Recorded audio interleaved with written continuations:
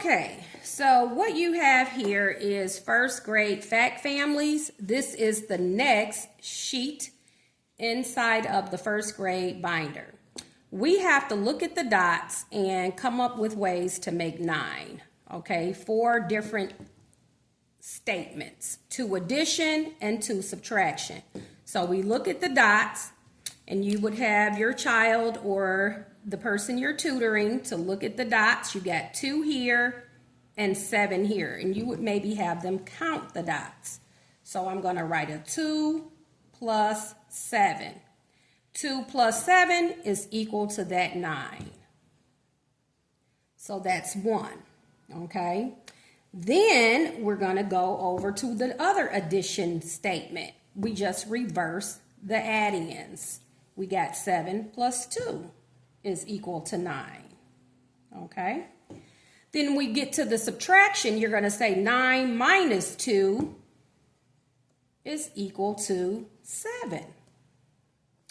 And then we will say 9 minus 7 is equal to 2, okay? Then you have some blank spaces here so that you can maybe make up some problems. So how about we do 12 here? And I'm going to create it using 5 and 7. So I will draw 7 dots here and 5 here. Then you can make up your fact families as you wish. So again, have your child count the dots. 1, 2, 3, 4, 5, 6, 7. So we have 7 plus 5 is equal to 12. Okay. Then you have 5 plus 7 is equal to 12. Have them counted in reverse order. Count those first and then count the 7 dots. Okay, now we're looking at the subtraction. So you take the 12 and we're going to subtract 7, and that is equal to 5. 12 subtract the 5 is equal to 7. Okay? Next, let's try 19. All right?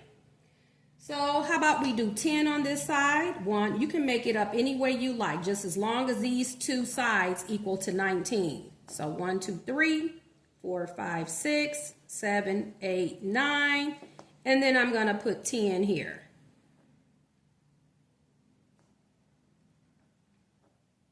And as you're drawing the dots, try to keep them in lines, if you will, okay? Rows.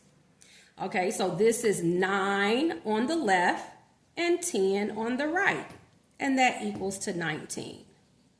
Then you also have 10 plus 9 is equal to 19, okay?